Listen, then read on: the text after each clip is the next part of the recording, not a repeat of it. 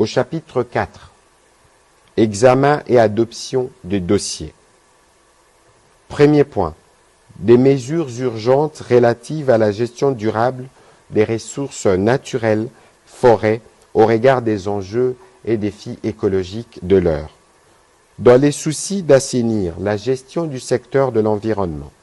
d'instaurer la bonne gouvernance et de mettre en œuvre la stratégie d'élargissement de l'assiette fiscale permettant la mobilisation de recettes dans ces secteurs, la vice-première ministre, ministre de l'Environnement et du Développement durable, a présenté au Conseil de ministres 10 mesures urgentes relatives à la gestion durable des ressources naturelles, forêts, au regard des enjeux et défis écologiques planétaires de l'heure.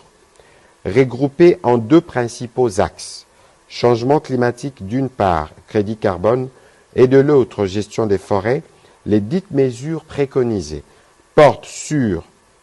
l'institution de la taxe carbone,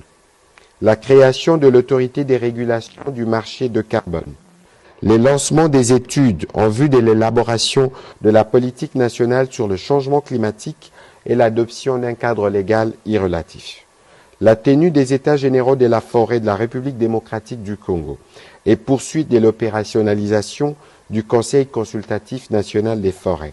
l'élaboration d'une politique forestière nationale pour la République démocratique du Congo, la révisitation des concessions forestières octroyées à ce jour, l'institution d'une commission chargée d'examiner la situation des bois rouges abandonnés et ou stockés dans l'ex-province du Katanga, la levée du moratoire en cours en matière d'octroi de titres d'exploitation forestière, la prise d'un arrêté interministériel portant suspension de l'exportation de toutes essences de bois d'œuvre en République démocratique du Congo.